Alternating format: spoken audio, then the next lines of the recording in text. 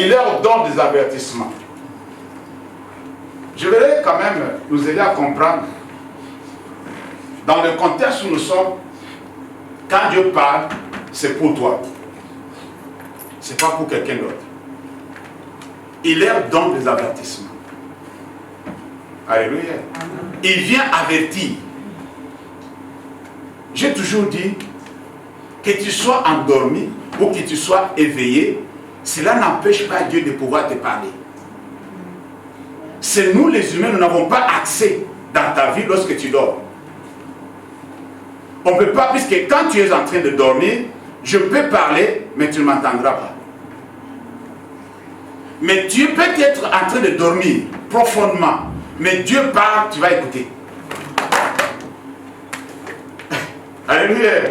Dieu a multiples façons de pouvoir accéder à pouvoir communiquer sa pensée à l'homme qui veut communiquer sa pensée ou à la femme qui veut communiquer sa pensée. Il a plusieurs moyens d'accéder. Dieu n'est pas limité comme nous.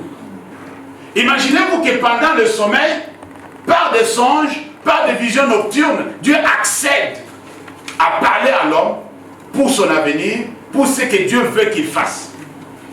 Il vient l'avertir, il vient de communiquer sa pensée, il vient de révéler sa volonté, même si cette personne est en train de dormir.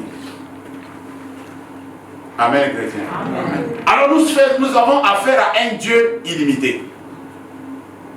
Un Dieu que tu ne peux pas mettre dans un coin et dire que non, il va opérer comme ça. Non. C'est un Dieu multisystème. Alors, pendant que les gens dorment, pendant que les gens sont éveillés, Dieu les avertit.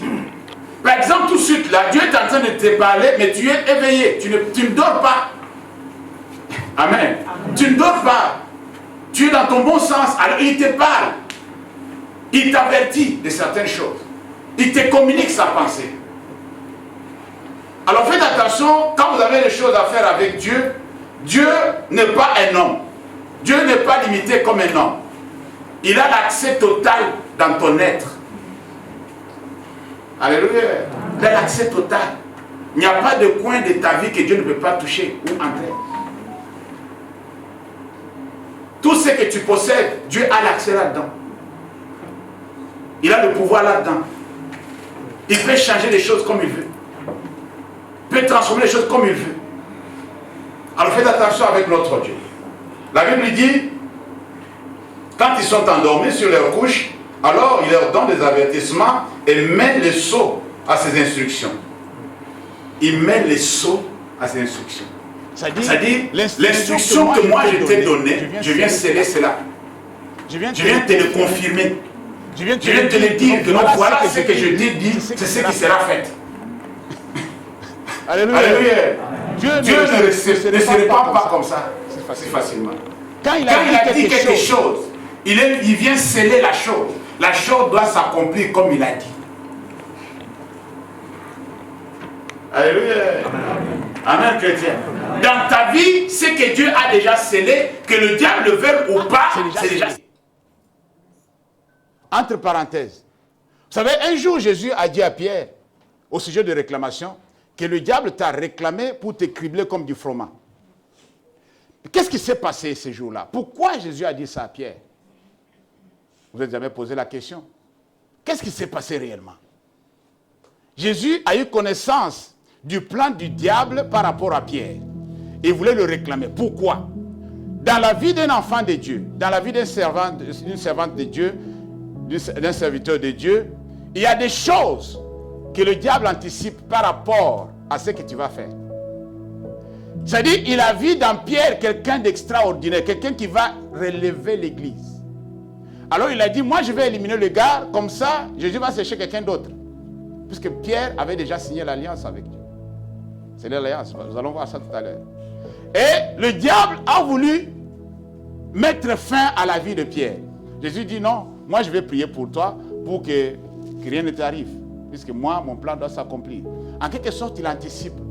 Quand le diable voit que cette personne est en train de monter d'une manière à pouvoir terrasser tout ce que je suis en train de mettre en place, ou détruire les œuvres que je suis en train de mettre en place, vous savez, la Bible dit que le Fils de l'homme est paru pour détruire les œuvres des ténèbres.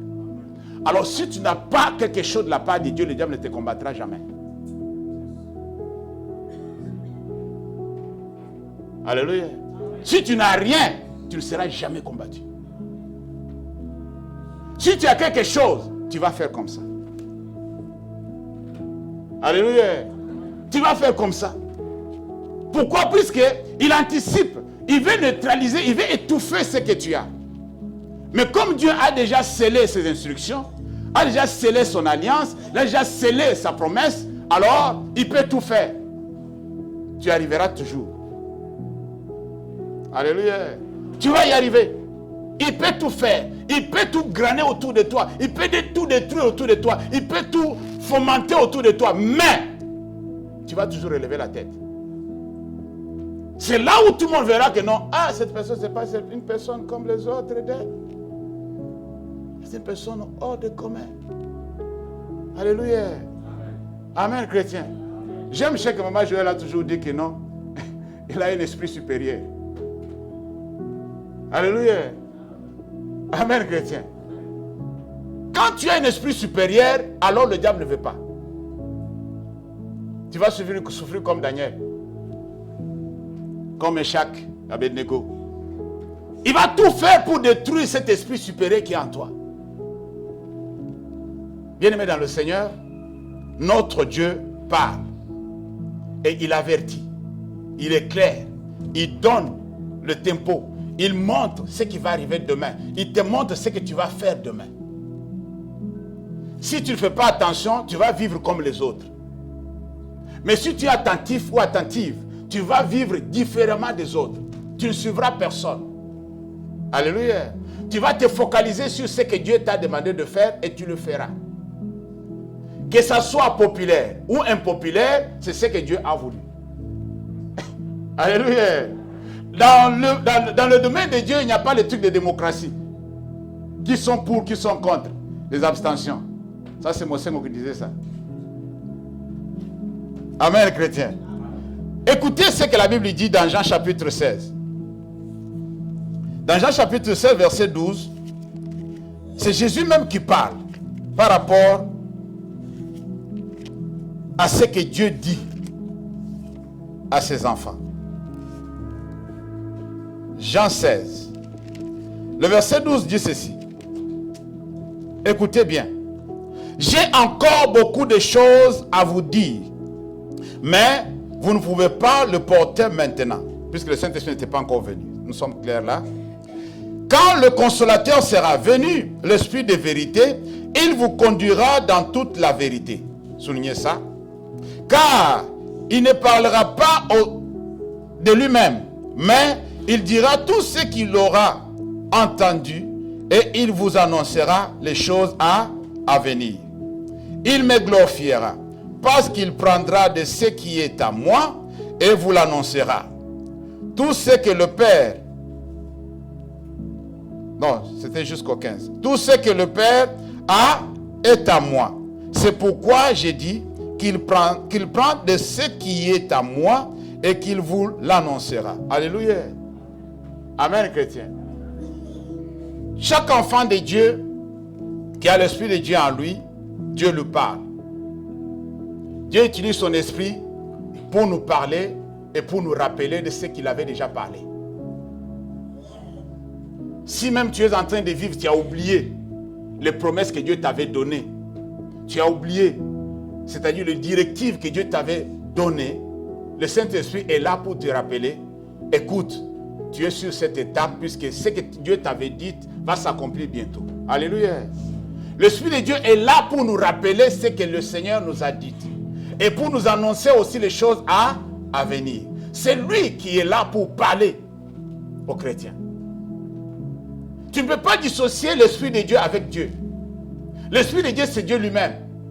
C'est pourquoi il dit, je ne vous laisse pas comme des orphelins. Des orphelins, ce sont des enfants sans père. Vrai ou faux? Sans mère. Vrai ou faux? Sans parents. C'est ça, non? C'est ça l'orphelin. Mais quand on dit que je ne vous laisse pas comme des orphelins, je vais vous envoyer quelqu'un d'autre. Alors cette personne va jouer le rôle de qui? Des parents. Alléluia. Alors le Père lui-même est là. Il parle. Il explique les choses. Il amène dans nos souvenirs ce qu'il avait déjà dit. Nous allons prendre quelques exemples pour que vous compreniez un peu là où je vous amène. Il y a des dimanches passés, le missionnaire nous avait parlé de Luc chapitre 5, je crois, à partir du verset 1er jusqu'au verset 11. La pêche miraculeuse. Vous vous souvenez de ça? Mais quel a été le message? Est-ce que Jésus était tellement... La joie de Jésus était seulement de voir Pierre attraper tous ces poissons, remplir 2 barques pleines de poissons, et puis laisser aux autres, sans même aller vendre et prendre des sous. Quelqu'un qui a fait cette pêche-là, il est parti maigre réduit. Vous vous souvenez? Vous pouvez comprendre ça? Mais quelle est la raison pour laquelle Jésus avait permis à Pierre de pouvoir pêcher de cette manière-là? Souvenez-vous de la parole qu'il a dit à la fin. Je vous ferai pécheur d'hommes. Vous comprenez maintenant? Amen, chrétien. C'était un message que Jésus avait donné à Pierre. J'ai dit bien, Dieu parle. Tantôt d'une manière, tantôt d'une autre. Ce message était pour Pierre. Et de ce moment-là, Pierre n'avait pas encore compris pourquoi ce message. C'était un message. Jésus a fait ce scénario-là pour donner un message, pour communiquer un message à Pierre, pour lui annoncer les choses à venir. Et Pierre n'avait pas compris. Alléluia. Comme toi et moi, parfois on ne comprend pas. Ce que Dieu fait dans ta vie aujourd'hui, c'est pour t'annoncer ce qui va arriver demain. L'exemple que Dieu te donne aujourd'hui, l'entourage que Dieu te donne aujourd'hui, des personnes que Dieu approche auprès de toi aujourd'hui, c'est pour te donner une image de ce que tu seras demain. Et tu ne comprends pas. La Bible dit que il a appelé même ses copains pour pouvoir l'aider à pouvoir remplir de barques et tirer le filet. Ils ont rempli 2 barques pleines de poissons. Quand Pierre est descendu, il a dit, Seigneur, je suis pêcheur. Pêcheur, pas de poissons, mais pêcheur de moussumuki. Comment on peut dire ça en français? Pêcheur. Un pêcheur. En français, on va dire, dans d'autres termes, ça veut dire quoi? Un pécheur. Faiseur de mal. Voilà. Je suis un faiseur de mal. Amen. Je fais le mal aux autres, je fais du mal à moi-même, je fais du mal à mon entourage, je fais du mal à Dieu, j'offense Dieu, je suis un faiseur de mal. Vraiment, éloigne-toi de moi. Éloigne-toi de moi. Je te dis, non, calme-toi. Ce n'est pas ça le message. Le message, tu vas le comprendre tout à l'heure. Alléluia. Alors, ce que Jésus a dit à Pierre, bien aimé, dans Actes chapitre 2, cela s'est accompli. Le message a été rendu clair, très clair. Actes chapitre 2, le verset 14. Et si tu lis aussi le verset 37 jusqu'au 41, tu vas comprendre ce que j'ai dit. La Bible dit, le jour de Pentecôte, amen, Pierre a vu maintenant en live ce que Jésus l'avait annoncé. Le message qu'il avait reçu. Dans Actes chapitre 2, verset 14, la Bible dit que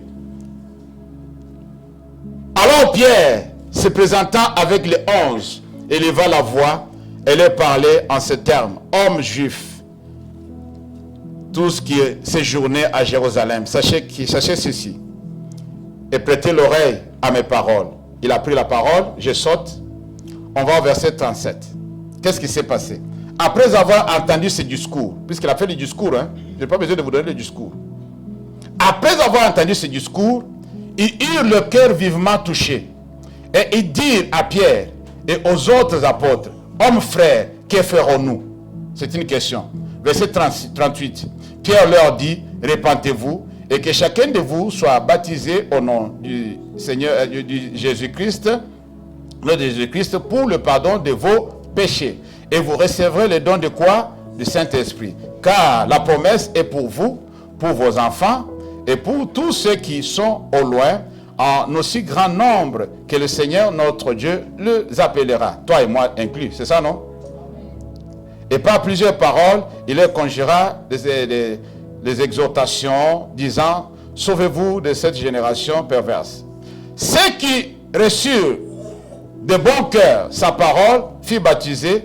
Et en ce jour-là, le nombre de disciples faisait quoi? S'augmenta d'environ combien? 3000 âmes, le même jour. Voilà l'image du poisson. Vous avez compris l'image du poisson? Voilà le message que Jésus avait communiqué à Pierre. C'était pas pour les poissons à manger. Il avait même bien dit, je te ferai pécher de qui? Des hommes. Dieu a toujours parlé. Dieu a toujours parlé. Avec l'image de poisson, il lui annonçait les âmes qu'il va gagner le jour de Pentecôte. C'est pourquoi il lui avait dit dans ce test-là, j'ai prié pour toi, puisque Satan t'a réclamé. Mais quand tu seras converti, affermis tes frères. Puisqu'ils vont t'aider à gérer les âmes.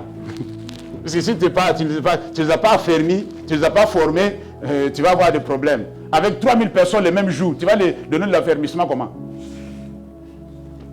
Alléluia. Tu vas baptiser tous ces 3000 personnes le même jour? Il faut l'aide des autres. C'est ce qui s'est passé les jours où Jésus l'a dit, va là, dans la profondeur, jette les filets. Dieu parle. Il donne l'image de ce qui va arriver. Il communique sa pensée à la personne. Ça peut ne pas se faire tout de suite. Les années passent, tu te poses la question, mais Dieu a parlé, mais depuis ça fait longtemps. Mais ça va s'accomplir. Tu n'es pas encore parti. Si la promesse de Dieu n'est pas encore accomplie, tu ne vas pas mourir. Tu ne peux pas mourir, ça c'est sûr. Dieu ne permettra pas. Tu peux monter dans la vie, la vraie s'écrase, mais toi tu es la seule personne qui est sauvée. Pourquoi? Puisque ta promesse n'est pas encore accomplie. Non, tu n'as pas compris. Alléluia. On annonce sur les médias qu'il y a eu un seul survivant dans cette crash. Et c'est la seule survivante, c'est toi. Alléluia. Tu dis, Seigneur, pourquoi? Tous sont morts, mais moi je suis resté. Mais toi, tu n'as pas encore fait le boulot. Alléluia. Quand tu n'as pas encore fait le boulot, ils peuvent faire tout. Même du poison amené, ça ne va pas aller. C'est pourquoi il a dit à ses disciples, vous allez même boire des breuvages mortels. Ça ne va pas vous faire quelque chose, puisque vous avez une mission. Alléluia. Vous avez une mission. Quelqu'un qui est en mission avec Dieu, rien ne va le freiner. Les hommes peuvent se lever de tous côtés, mais personne ne va le freiner. Il va foncer. Il va aller. Jusqu'à ce qu'il va obtenir ce que Dieu lui avait dit de pouvoir obtenir. Alléluia. C'est pourquoi nous allons parler pendant 2 semaines de la conquête. Nous devons conquérir nos territoires. Au niveau personnel, dans la famille, dans l'église, partout. Des choses qui se bloquent là. Des choses que Dieu t'a promises, mais que tu n'as pas encore mis pied là-dedans. Tu dois mettre les pieds. Alléluia. Tu dois mettre les pieds. Tu dois posséder. Tu dois entrer dans ta bénédiction.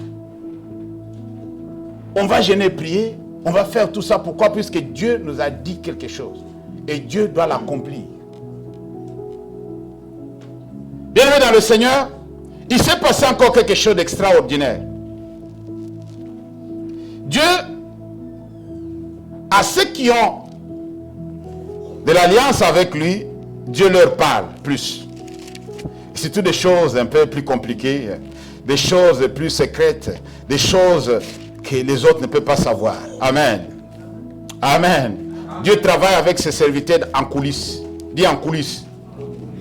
Dis en coulisses. Oui, ce qui se voit là, ce n'est pas ce qui se dit en bas. Hein. Même dans la politique, ils font toujours la même chose. Nous sommes dans Genèse chapitre 18. Dans la politique, ce qu'ils ont annoncé aux médias, ce n'est pas ce qui se fait en bas. Ils vous annoncent autre chose, mais ce qui a été décidé, c'est autre chose. Vous allez voir que les choses ne vont pas se faire comme cela a été prévu. A été dit plutôt par les médias. Nous sommes dans Genèse chapitre 18, le verset 17.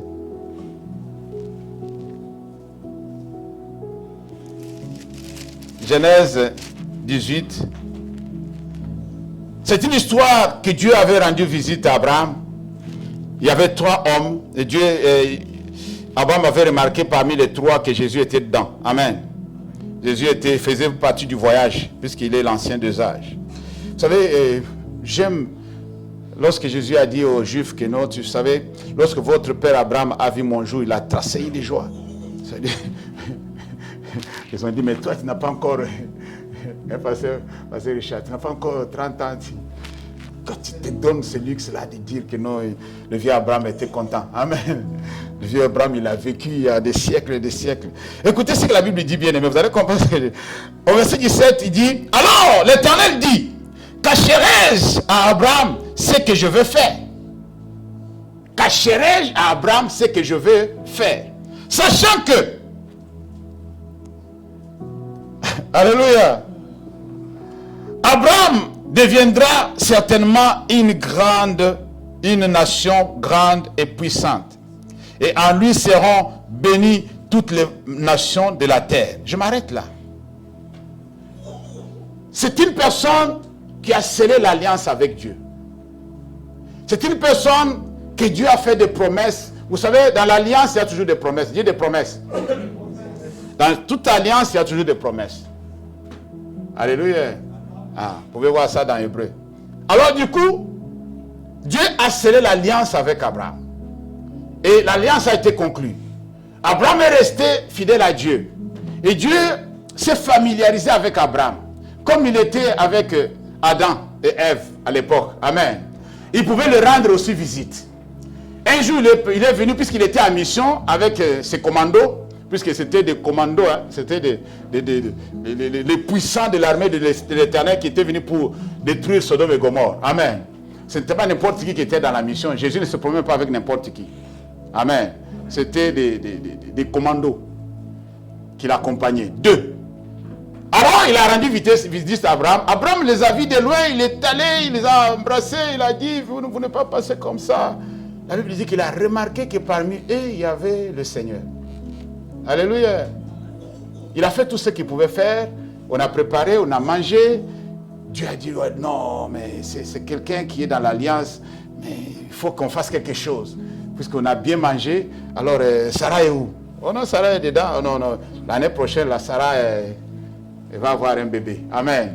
Sarah a dit, moi qui est vieille comme ça, là. Il dit, Sarah, pourquoi tu rigoles? Ne rigole pas. Rien n'est impossible à dire. Amen. Chemin faisant, ils avaient déjà fini. Ils partaient déjà.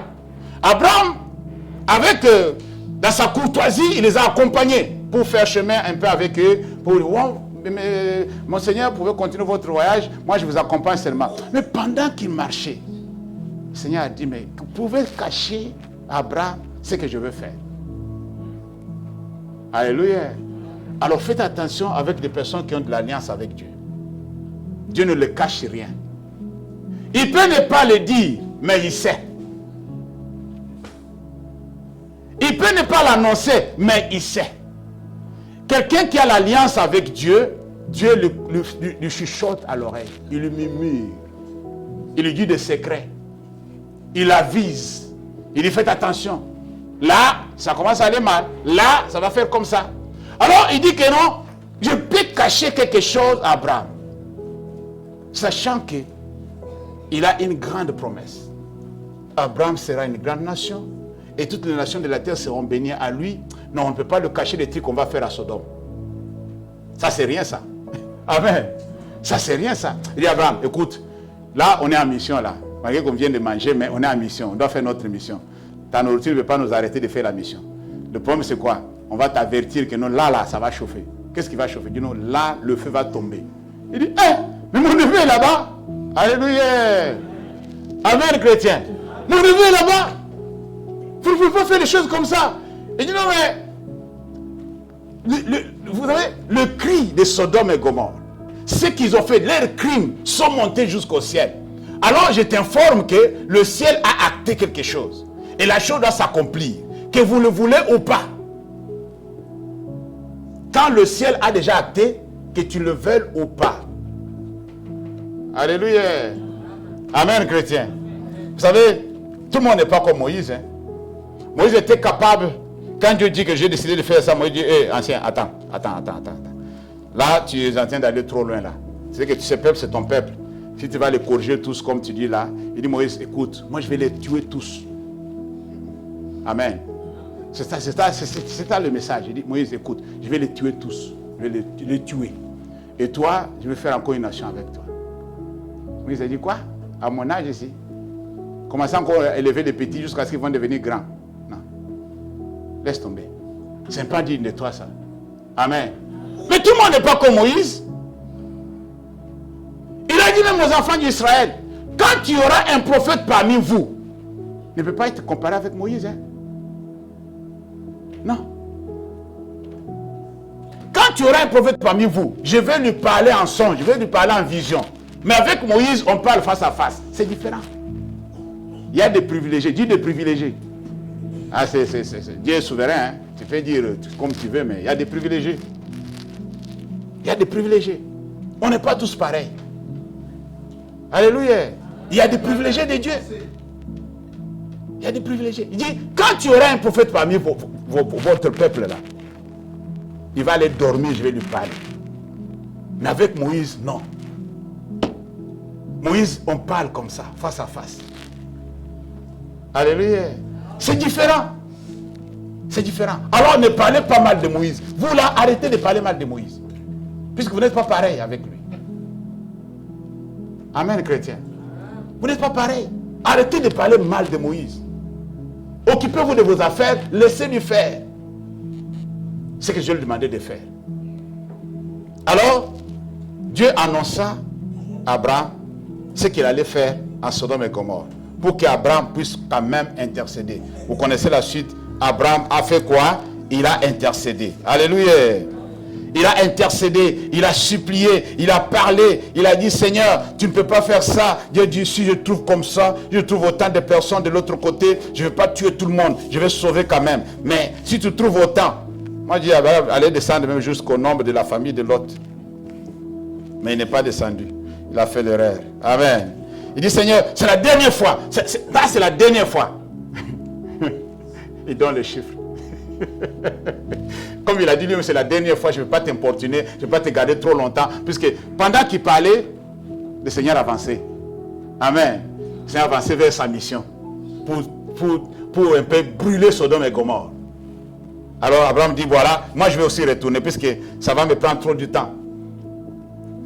Alléluia. Ça va prendre trop du temps, comme un fiancé qui accompagne sa fiancée, et ils vont, après, moi aussi je t'accompagne, aussi moi aussi je t'accompagne, aussi moi je t'accompagne, jusqu'à ce que la pluie va venir. Alléluia. Amen, chrétien. Prenez notre exemple, vous allez comprendre encore ce que Dieu est en train de faire. Nous sommes dans Genèse chapitre 37, versets 5 à 11. Vous savez, c'est l'histoire que vous connaissez très bien. Ça, c'est l'histoire de Joseph. Dieu parle, bien-aimé. Je vous dis la vérité, Dieu parle. Dans cette histoire, Dieu a utilisé le rêve. Il a parlé à Joseph. Nous avons dit, il parle tantôt d'une manière, tantôt d'une autre. Quand les gens sont couchés, il leur annonce des choses. Il a annoncé à Joseph sa vie, ce qui va lui arriver. Amen. Même son entourage n'était pas content, mais Dieu l'avait déjà annoncé. Mais comment cela est arrivé? C'était Dieu qui savait comment cela arrivait. Nous n'avons pas le temps d'expliquer comment Joseph a traversé tous ces temps. À partir du verset 5, la Bible dit, Joseph eut un songe. Alléluia. Joseph eut quoi? Un songe. Je m'arrête là. Vous continuez à lire. Joseph eut un songe. Dans ce songe, Dieu lui parle de sa propre vie. Toi qui cherches des songes pour les autres, cherche des songes pour toi-même. Non, tu n'as pas compris, je reviens. Ne cherche pas les songes pour les autres, cherche des songes pour toi-même. Toi. Je dis la vérité. Toi, tu te préoccupes pour voir les songes pour les autres. Non. Chacun rendra compte à Dieu. Je vous dis la vérité. Je vous dis ça clairement. Chacun rendra compte à Dieu. Cherche des songes pour toi-même. Joseph eut un songe. Ce songe ne concernait ni ses frères, ni ses parents. Mais comme étant gamin, il a raconté à tout le monde. Il a raconté à ses frères que voilà ce que j'ai vu. Et ça donnait de la haine chez les autres. Alléluia. Le songe les concernait. Mais les autres n'étaient pas contents puisqu'ils voyaient dans ce songe-là Joseph le chef. Voilà la raison. Le songe disait que Joseph est chef. Mais toi, tu es petit. Tu vas être notre chef. Vous connaissez les songes. Je n'ai pas besoin d'expliquer les songes, ce qu'il avait vu. Non, vous connaissez déjà l'histoire. Moi, je vais vous aider seulement à comprendre une chose. Dieu parle. Alléluia. Dieu parle, tantôt d'une manière, tantôt d'une autre. Joseph eut un songe. Et dans ce songe, Dieu lui expliqua son avenir. Il lui expliqua ce qui sera demain. C'était pour lui le songe. Ce n'était pas pour quelqu'un d'autre. Ce songe était pour lui. Quel est le songe? Quel est le message que Dieu t'a donné déjà? Depuis que tu es au Seigneur. Depuis que tu pries. Depuis que tu communies avec Dieu. Quels sont les messages que Dieu t'a déjà donnés et que tu as parfois oubliés? Ma prière ce matin est que le Saint-Esprit te rappelle. Voilà ma prière pour toi. C'est pourquoi je dis que ce matin, ce n'est pas pour quelqu'un d'autre. Oublie pour quelqu'un d'autre, pour toi-même. Qu'est-ce que Dieu t'a déjà dit? Qu'est-ce que tu sais déjà de ce que Dieu t'avait dit? Malgré tout ce qui se passe autour de toi, malgré les choses vont, je ne sais pas, contraire à ce que tu pensais. Mais toi-même, quelle est la substance que tu as? Quelle est la preuve que tu as? Tu t'accroches sur quoi? Pierre a dit, sur ta parole, je jeterai le filet. Quelle est la parole que toi tu retiens? Qu'est-ce que Dieu t'a dit? Oublie un peu ce que les autres disent. J'avais connu un bien-aimé qui dit que non, je lui pose la question, pourquoi tu veux qu'on t'ordonne pasteur? Il dit que non, puisque les gens m'appellent pasteur. Toi tu deviens pasteur puisque les gens t'appellent pasteur. Tu es mal barré là, c'est fini. Là tu vas finir au mur. Le vrai pasteur que Dieu a appelé, c'était dans le cachette. Amen. Ce n'est pas les hommes. Les jours où les femmes ont chanté que David a tué 10 000, Saoul a tué 1000. Depuis ce jour-là, Saoul n'a jamais eu la paix. Le gars a été persécuté jusqu'à la mort. Amen. Amen, chrétien. Tu ne dois pas faire les choses puisque les gens te disent de le faire. Fais des choses puisque Dieu t'a dit de le faire. Même si ce n'est pas populaire, fais-le. Dieu sera avec toi. Mais quand tu le fais sous l'impulsion des humains, puisque tu as des supporters, les supporters, ils crient au stade, hein, mais après le stade, chacun va chez lui. Alléluia. Chacun va chez lui. J'avais vu une vidéo où un joueur de foot avait raté un penalty en Afrique. Alors pendant qu'ils allaient dans le bus, un supporter venait le corriger. Puisqu'il a fait perdre l'équipe. Il a corrigé. Il est là, il sait ce que j'ai dit. Ils avaient peur même de monter dans le bus. Puisqu'ils ont perdu le match, les supporters voulaient... Voilà comment c'est les supporters. Les supporters sont comme ça. Les gens vont t'avaler, ils vont te... Tu vas crier, tu vas dire, hé, les gens qui acclamaient pour moi là, oui, puis tu as acclamé pour le puisque tu faisais du bien. Comme tu n'as pas fait bien là, ils vont te corriger. C'est comme ça avec les supporters. Alléluia. Amen. Joseph a vu en songe sa vie étalée, sa vie expliquée. Mais, au chapitre 42, ce songe s'est accompli. Alléluia. Comme Dieu ne ment jamais. Genèse 42, le verset 9. La Bible dit, Joseph se souvint des songes qu'il avait eus à leur sujet. Et il leur dit, vous êtes des espions. C'est pour observer les lieux faibles du pays que vous êtes venus. Vous continuez, vous pouvez lire. Amen. Quand ses frères se sont agenouillés devant Joseph, Joseph s'est souvenu des songes. Il dit, ah Seigneur, c'est aujourd'hui. Alléluia. C'est maintenant. Il s'est souvenu, il dit, ouais. Maintenant je comprends. Amen. Ma prière qu'un jour tu dis que maintenant je comprends, Seigneur. C'est ma prière pour toi ce matin. Qu'un jour tu dises, ouais, maintenant Seigneur, je comprends. Alléluia. Je comprends. Pourquoi tout ça? Pourquoi tout ça? Les Français disent que tout ça pour ça. Vous connaissez cette expression-là, non? C'est dit tout ça pour ça. Je ne pouvais pas croire. Tous ces problèmes ici, toutes ces situations à cause de ça. Ah non, mais si je savais que c'est à cause de ça, je n'allais pas me faire trop de soucis. Alléluia. Mais Dieu, quand il a déjà parlé, il a parlé. Comment tu vas arriver du point A au point B, c'est lui qui sait ce qui va se passer. Toi, endure, persévère, accroche-toi à la parole qu'il t'a dite et à la fin, tu verras. C'est pourquoi Jésus a dit à Marthe, Marthe, Marthe, ne t'ai-je pas dit, si tu crois, tu verras la gloire de Dieu. Alléluia. Si tu crois, tu verras la gloire de Dieu. Si tu persévères, si tu continues à faire confiance en Dieu, Dieu va t'amener loin. Si tu crois, tu verras la gloire de Dieu. Je vous dis la vérité, Dieu parle. Notre Dieu parle. Alléluia.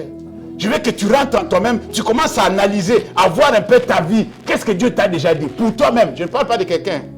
Je reviens encore pour nous aider à comprendre ce que j'ai dit. Non, qu'est-ce que Dieu m'a dit pour Enoch? Non, non, non. Laisse Enoch tout seul. Enoch, Dieu lui parlera pour lui-même. Mais toi, qu'est-ce que Dieu t'a dit pour toi-même?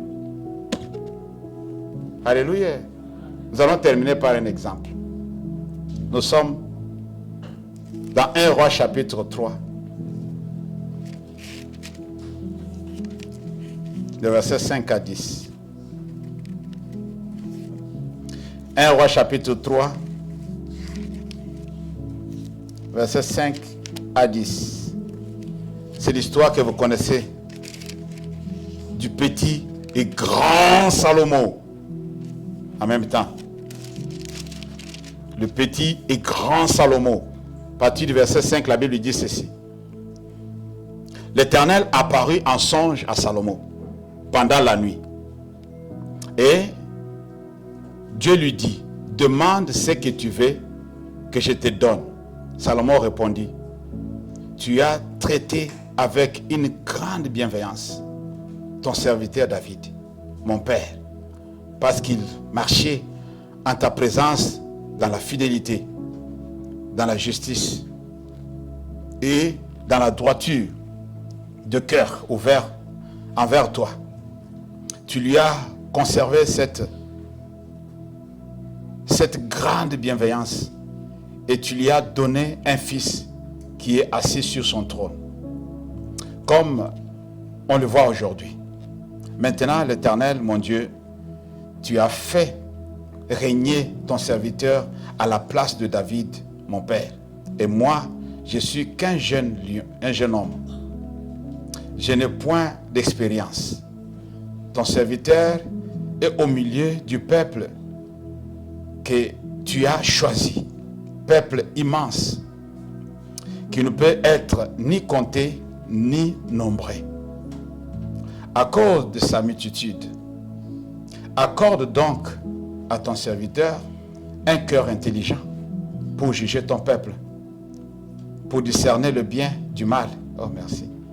Car qui pourrait juger ton peuple, ce peuple si nombreux? Cette demande de Salomon plut au Seigneur. Parole du Seigneur. Bien-aimé, je me suis posé la question quand je lisais ça. Est-ce que quelqu'un peut prier pendant le sommeil? Alléluia. Il arrive que Dieu apparaît en songe. Il demande à Salomon de pouvoir lui demander quelque chose. Non, vous n'avez pas compris.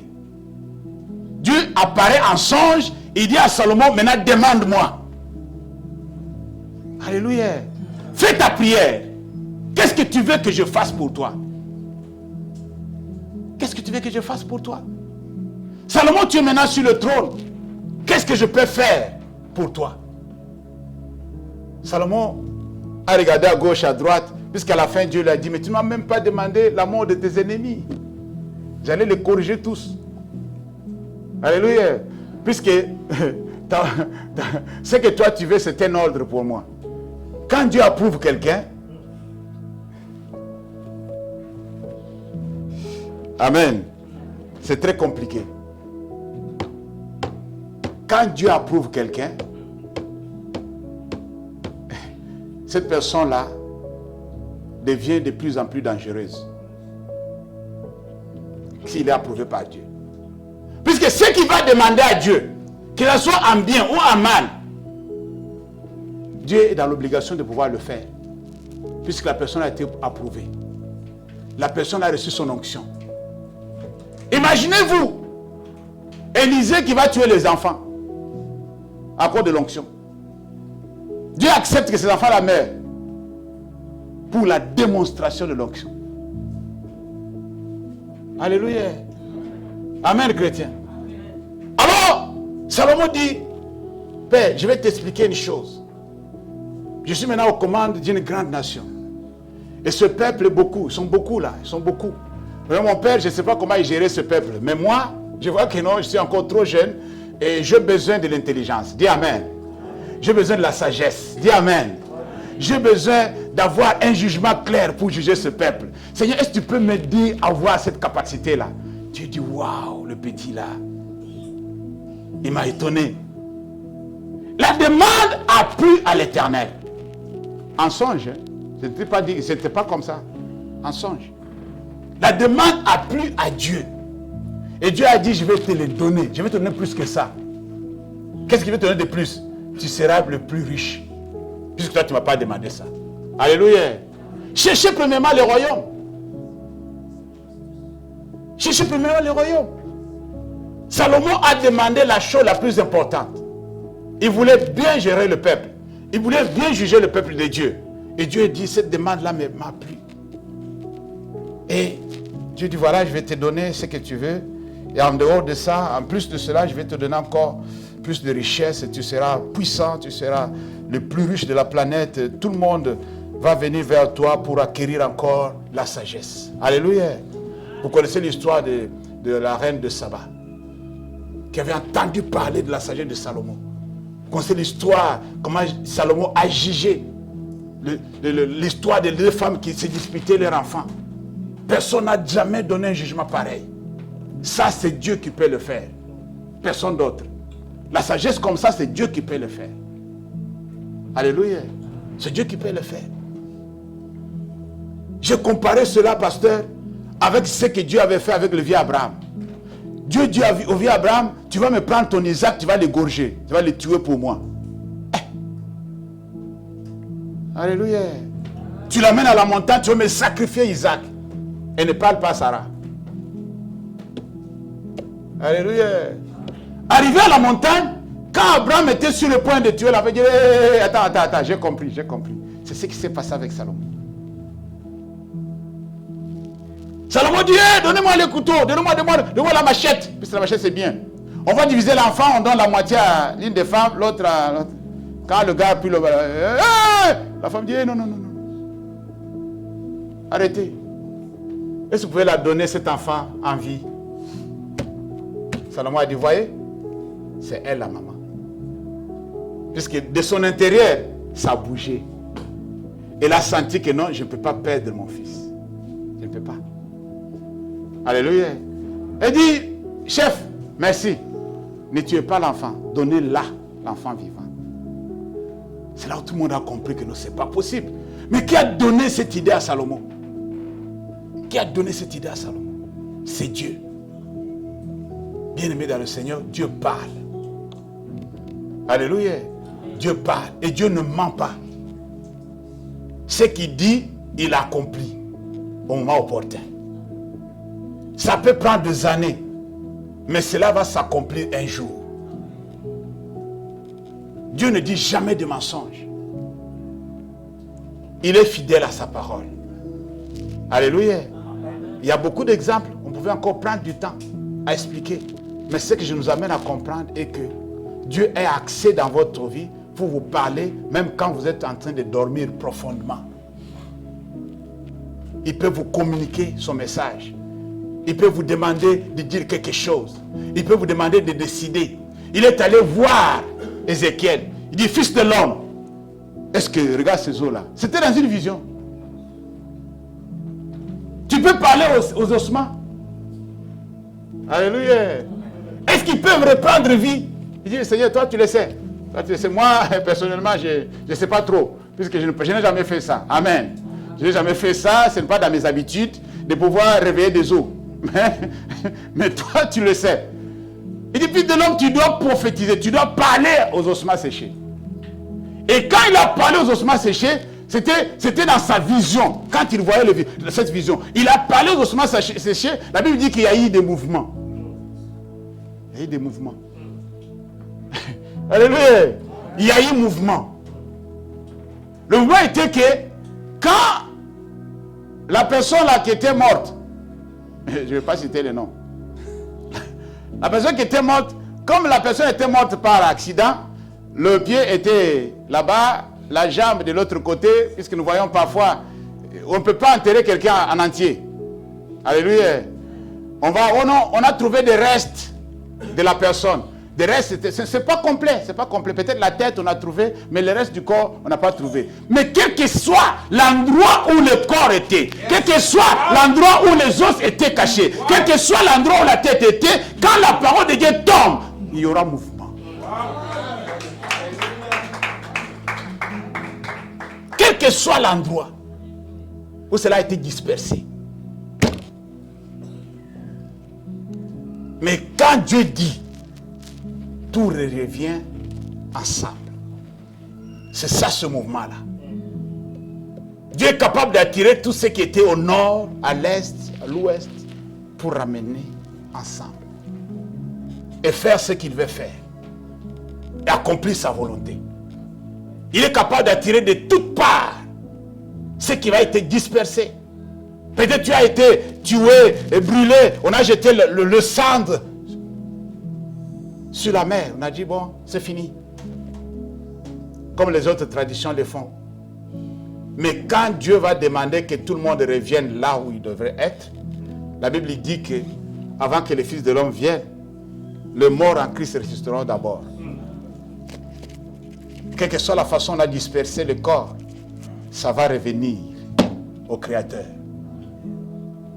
Personne ne peut arrêter ce que Dieu t'a dit. Amen. Personne ne peut arrêter, peut s'opposer à ce que Dieu t'a dit. Il dit à Habakkuk, même si la prophétie tarde, attends-la. Elle va s'accomplir certainement.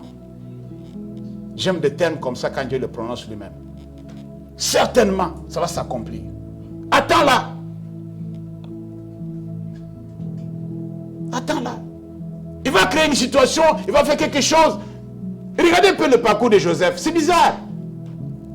Pour accéder au sommet, le gars va passer des choses comme ça jusqu'en prison. Qui peut croire ça? Au lieu de passer son temps à aller à l'université, à s'instruire pour devenir quelqu'un qui va diriger le pays, lui va en prison. Mais c'est n'importe quoi ça. Quelle logique pour notre Dieu. Il a sa logique à lui. Amen. C'est pourquoi rien n'est impossible à Dieu. Rien n'est impossible à Dieu. Il peut te tirer du néant, il fait de toi quelqu'un de spécial. Et les gens vont venir pour dire que non, mais il a étudié dans quelle université? Je dis non, ça n'a rien à voir. C'est l'université de Dieu. Alléluia. Alors, l'université de Joseph devrait passer par la prison. C'est un peu compliqué, non? C'est un peu bizarre. Et en prison, il a commencé à gérer des affaires courantes. Non, le gars était fort. Il a appris à gérer depuis la prison. Chef, capitaine. Amen. Qui a été déjà capitaine ici? Ah, disons la vérité. À l'école, j'ai dit à l'école. Qui a été délégué? Vous ici, vous dites des délégués. Ah, vous les délégués, vous connaissez. Amen. Alléluia. Notre Dieu parle, bien-aimé. J'aimerais que là où tu es, tu puisses un peu revenir en toi-même, à ton sujet, toi. Parfois, ce que tu es en train de vivre aujourd'hui ne reflète pas ce que Dieu t'avait dit. Amen. Cela ne veut pas dire que Dieu a renoncé à ce qu'il t'avait dit. Toi qui avais déjà oublié ce que Dieu t'avait dit, que ce soit en songe, que ce soit en rêve, que ce soit en vision, que ce soit à travers sa parole, Dieu t'avait convaincu de quelque chose que tu vas faire ou tu vas devenir. Et aujourd'hui, tu commences à douter. Je te demande de te mettre debout. Je vais prier pour toi. Tu commences à douter. Tu commences à te poser des questions par rapport à ce que Dieu t'avait dit. Alléluia. Par rapport à la situation quelconque. Tu commences à dire, mais Seigneur, est-ce que c'est vrai? Je vais te demander de te mettre debout. Je vais prier pour toi. Afin que tu supportes, merci, que tu supportes un peu tout ce que tu es en train d'endurer, afin que l'Éternel t'amène à ta destinée. Tu dois conquérir ce que Dieu t'a appelé à conquérir. Tu dois devenir la personne que Dieu a voulu que tu sois. Le diable n'a pas le droit de te freiner. Le reste, nous allons élever nos voix. Nous allons demander à Dieu de nous éclairer sur le point obscur. Mes bien-aimés qui sont debout, je vous demande de mettre la main sur la poitrine, je vais prier pour vous. L'Éternel, notre Dieu et notre Père, j'élève ma voix vers toi pour recommander tes enfants entre tes mains. Seigneur, tu leur as dit quelque chose. Tu leur as signifié quelque chose. Tu leur as annoncé quelque chose. Tu ne nous as pas caché, c'est notre Dieu, tes desseins. Tu ne nous as pas caché tes projets.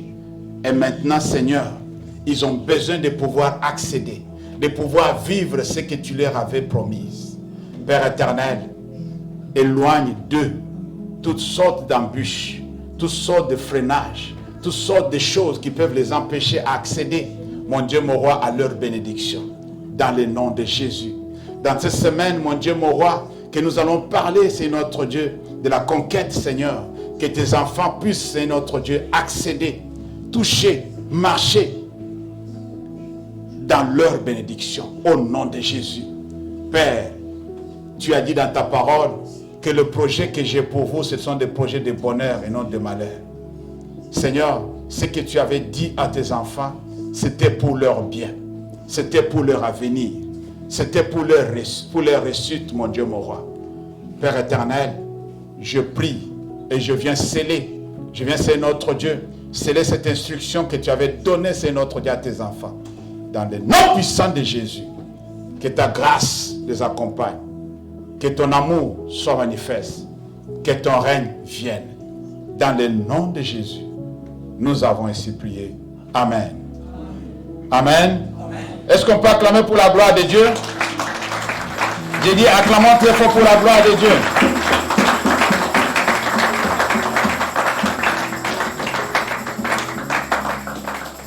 Avant de donner le micro au président, je voulais nous annoncer que nous acheminons petit à petit à partir de